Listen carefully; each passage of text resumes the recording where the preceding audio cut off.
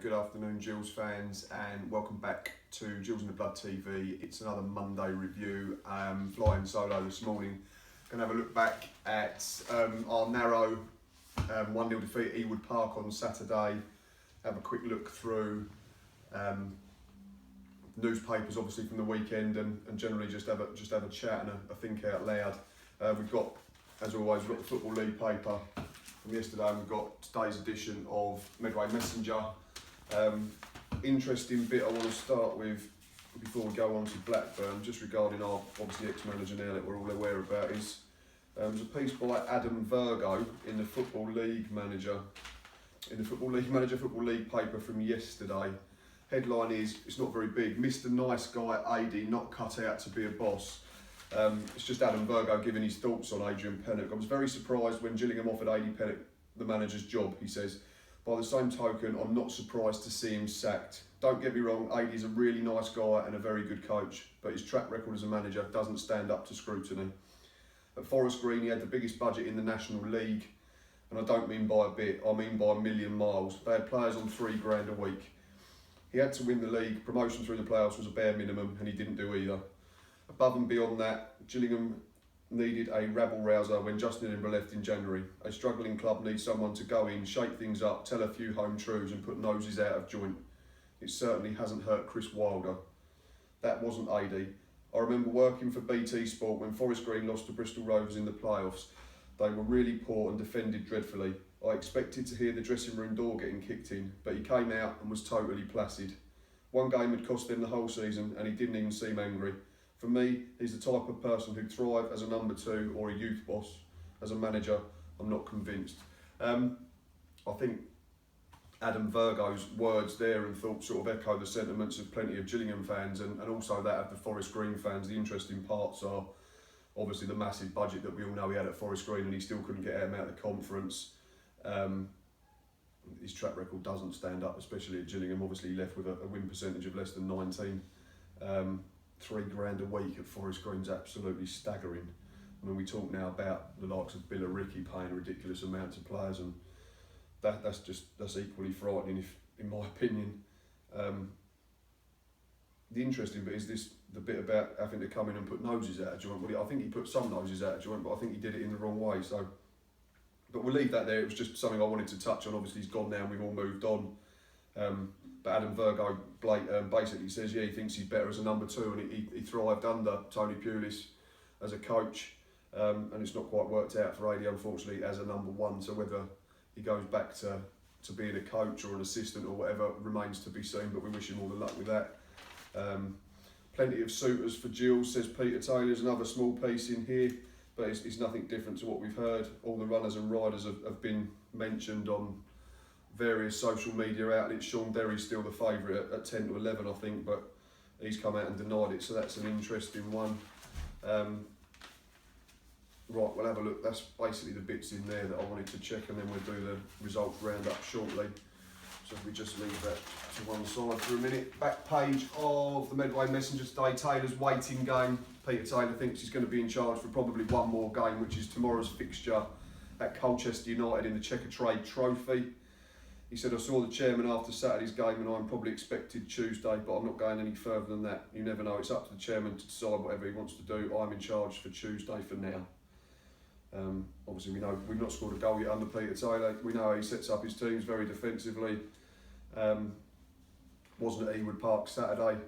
Plenty of those that went said that we gave a decent account of ourselves without creating loads, but we did have a go at least in the last sort of 10-15 minutes, and looking at the highlights, their keeper's 8 and 8, a couple of decent saves, one very good save right at the end from, I believe, Elliot List.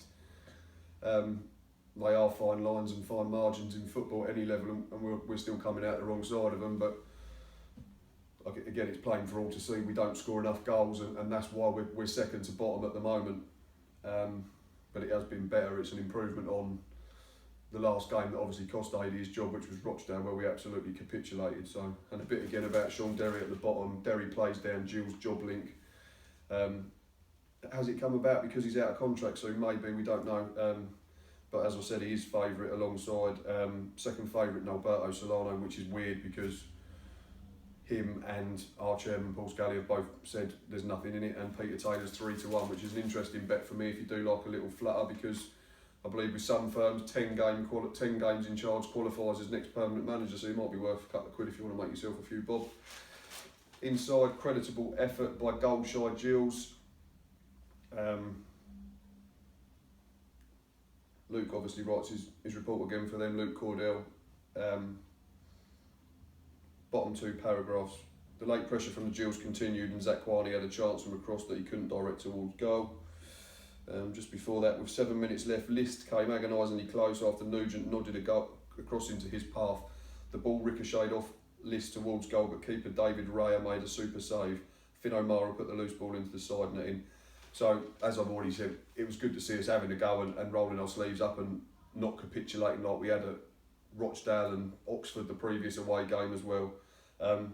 But the last 7 lines, the Gills ended the game without reward as predicted, but at least they can hold their heads high. For now, that's acceptable, but goals and points must arrive soon before they start to get cut adrift. You don't stay in this division, you don't get any rewards, win trophies, honours or anything for playing well or trying your hardest. You get all of that through scoring goals, keeping the opposition out and winning football matches, and we're not doing enough at the moment. So positive signs, yes. Points, wins, clearly not enough. In terms of match ratings, the Medway Messenger, we had to shuffle the pack again. Obviously there was plenty of injuries. Holy 7, back 4, 7s at Burns, Aquani, Nugent and Ogilvie. A midfield 3, Jake Hess 6, Max Amar 6 and Sean Clare 6, and up front it was Josh Parker 6, Lee Martin 6 and Connor Wilkinson 5. The big man's coming in for quite a bit of stick on social media at the moment. I've seen the clip of, I think, him trying to attempt one crossfield ball which ended up nearer our corner flag than the feet of one of our players, which was a little bit worrying, and Peter Taylor actually does talk about him in the Medway Messenger. Interim boss Peter Taylor believes one goal will spark a flurry from striker Connor Wilkinson. The front man missed several chances to score for the Gills at the weekend and has yet to find the target in his 9 games this season. He was very good pre-season. I was quite impressed with him. So hopefully if he does get one, even if it goes in off his backside or it's a penalty or a fluke or whatever, he might, pick up. Tom Eves did a similar sort of thing a few weeks ago. But he seems to be struggling at the moment. But we are down to real bare bones in terms of injuries and suspensions, and there was another one I think on Saturday. I think Mark Byrne limped off and he was already playing right back due to an injury to Alex Lacey and Luke O'Neill, and he had to play there. And then Finn O'Mara, who was on loan at Folkestone's, had to come back from his loan spell, and he come on and made his debut, which was obviously it's a great thing for him, and I was impressed with him throughout pre-season. I spoke to him back in May and he comes across as a really level-headed kid, and he's got his head screwed on right and he works hard, and I think the way he spoke indicates that he knows what he's got to do if he wants to make it in the game at this level. So all the signs in terms of him as an individual are encouraging, and it was great to see him, another one come through the youth ranks and make their debut. So, but in terms of tomorrow night, we could be pitching him in and a load of other youngsters, I think, because we just don't have the numbers available at the moment because of injuries. There is a piece here that says injuries open the door for the youngsters. Gillingham's young guns could see action during the midweek Checkatrade Trophy at Colchester, Injuries have left the Gills desperately short of options, leaving them with a bench full of youngsters for the weekend trip to Blackburn. And interim boss Peter Taylor won't want to risk any more of his senior starters at Colchester, leaving the door open for the kids to shine. We could see the likes of, I don't think Thomas Holy will play, I think Steve Arnold will play like he did against Southend. I'm not sure who's going to play at the back. I can't see Gabriel Zaquani playing, so Finn O'Mara might play. Aaron Simpson, Ben Chapman, Darren Oldacre, Elliot List might come back in, Greg Cundall, Liam Nash, who wasn't in the 18, and I think Peter Taylor made a comment about Finn O'Nash. It says something here. Striker Liam Nash was a 30-goal striker in non-league football, but he's yet to fire for the Gills and was left out of the squad on Saturday. He needs to be better than the ones who are starting, said Taylor when asked about Nash's omission. Question then, Peter, is he any worse than Connor Wilkinson at the moment on 0 goals? Is he any worse than Greg Cundall, who's been getting minutes in front of him? I'm not so sure, but obviously you're the football manager and I'm not, and you pick the team, so we'll leave it there. Ex-Gills midfielder Ollie Muldoon has joined Maidstone United. That's a little piece, but that pretty much sums it up. Creditable, hard-working, industrious, but ultimately not good enough again, unfortunately, as we went down 1-0. Let's just have a quick look now through the results from Sky Bet League 1 on Saturday, and then we'll start wrapping this up. AFC Wimbledon at home to Rochdale, two struggling teams, finished 0-0, no real surprise. Couple of ex-Gills players there that went in the summer, obviously Cody McDonald's and Deji Osalaja. Cody's not firing at all for whatever reason, he's been in and outside, picked up a couple of niggles, but probably went with form that game. Two sides that sit 21st and 17th respectively. Blackburn v Gills we've done. Bradford 2, Doncaster 0, probably went with form. Bradford still sit firmly in the top 3. Doncaster dropped to 19th. Bristol Rovers 2, Plymouth 1, went with form. Bristol Rovers now up to 14th and pulled themselves away from the bottom 4. Plymouth are rock bottom, they're the only team that's worse than us at the moment, so it says a lot about them. Bury 0, MK Dons 2, probably went with form again. Bury just outside the bottom 4. MK Dons, who I picked start of the season to get in the top 6, they started really slowly, but they're up to 10th now and starting to knock on the door. Couple of points outside the top 6. Fleetwood in and out at the moment, can't believe this again. They conceded 7 in 2 games, and they went to Bradford last week and won 3-0. And then at home to Charlton, you'd fancy them, and they got beat 3-1 pretty convincingly again, so they slipped to 11th all of a sudden, and they just started dropping off a little bit. Charlton now back in the top 5, 20 points from their first 11 games, and a hat-trick there for them. Peterborough 1, Oxford 4, didn't see that coming. Peterborough just starting maybe just to show signs that they've just dropped off a little bit after their blistering start. Great win for Oxford, who are 13th, so you'd have to put that down as a surprise. Peterborough stay 4th. Portsmouth 1, Oldham 2.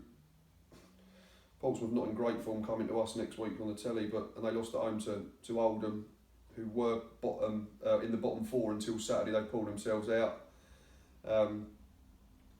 But yeah, another surprise result. Rotherham at home to Northampton. That's another defeat now for Jimmy Floyd Hasselbank after a bright start. I think they've lost their last 2 or 2 of the last 3. Rotherham just don't draw games, keep saying it every single week. They're up to 8th in the league. At home they've won 5 and lost 1. Away they've won 1, lost 4. Just don't do draws. Shrewsbury continue to just roll on and on and on. 4 points clear at the top of the table. Beat Scunthorpe 2-0. Probably went with form after what we see of Scunthorpe last Tuesday. Southend beat Blackpool at Roots Hall 2-1. They're up to 12th. Blackpool dropped to 9th.